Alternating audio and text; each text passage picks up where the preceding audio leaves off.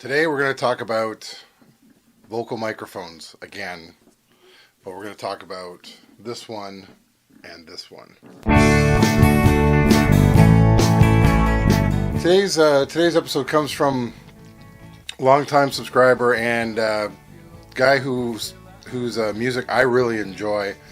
I might get the name wrong. It's Bobby Beretta. I hope I got that right. I'm gonna, at the end of the video, I'm gonna have a link to his music, because honestly, he is very eclectic. He does different styles, and it is a lot of fun to listen to what he comes up with. And it feels like he comes up with these like within a week. He has a new song, so I highly recommend going to his site. And that damn light went out again, and I'm tired of it, so I'm leaving it. And yeah, it's really good stuff. So the thing is, he asked me about vocal microphones. He uses a Shure SM58. I use a Rode NT1.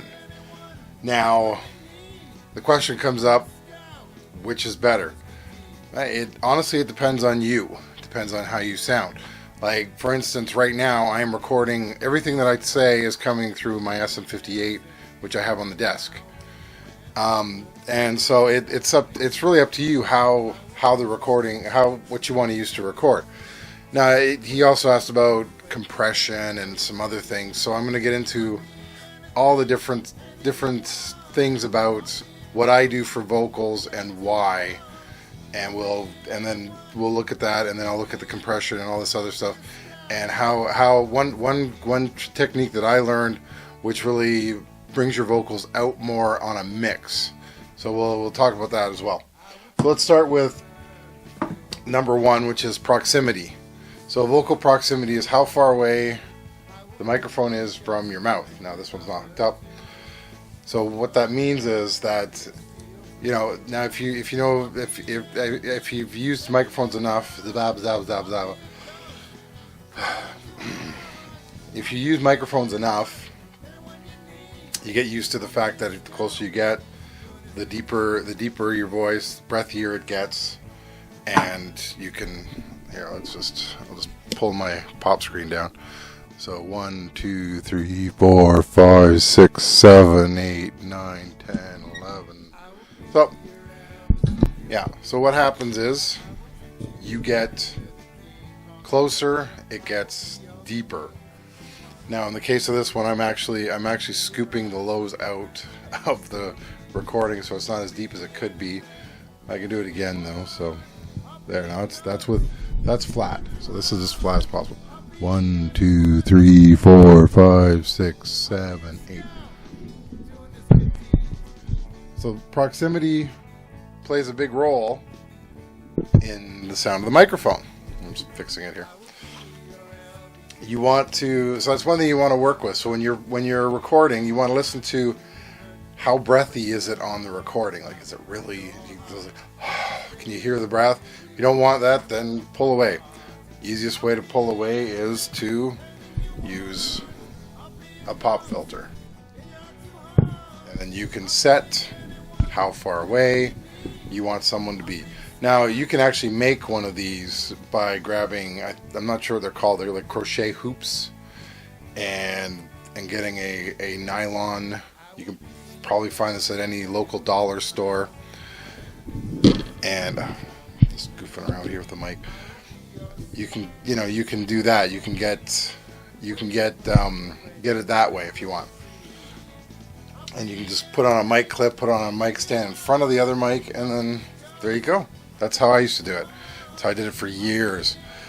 So now the other part is when you're mixing it. So the first thing you always want to do is you record flat.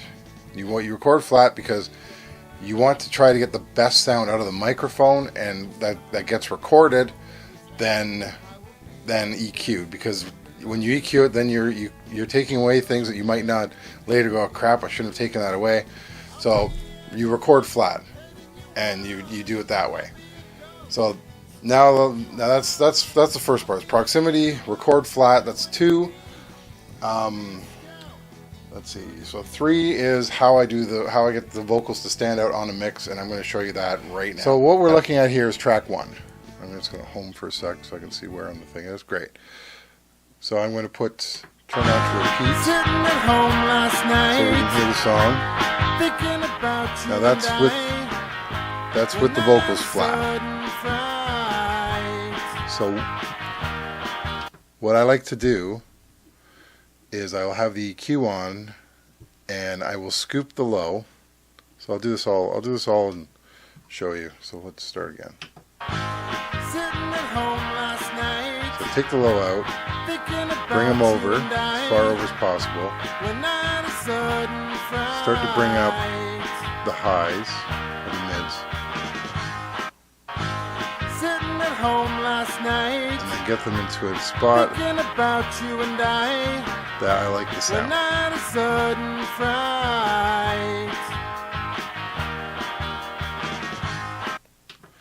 Now it might take a while to figure out where to put it, but that's generally how I handle this with vocals. I'll take the lows right out and then bring the frequency over so it covers most of the lows, so the low stuff is gone, and then I bring the mids up.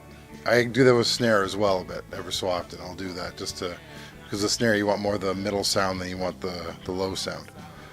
So that just gives you an idea what I do there. So yeah, that's about all that I do. Now, he did ask about preamps, and the one preamp I use, which I suddenly can't see, which I pulled out, oh there it is I do use this little Art Studio MP. It's a tube preamp.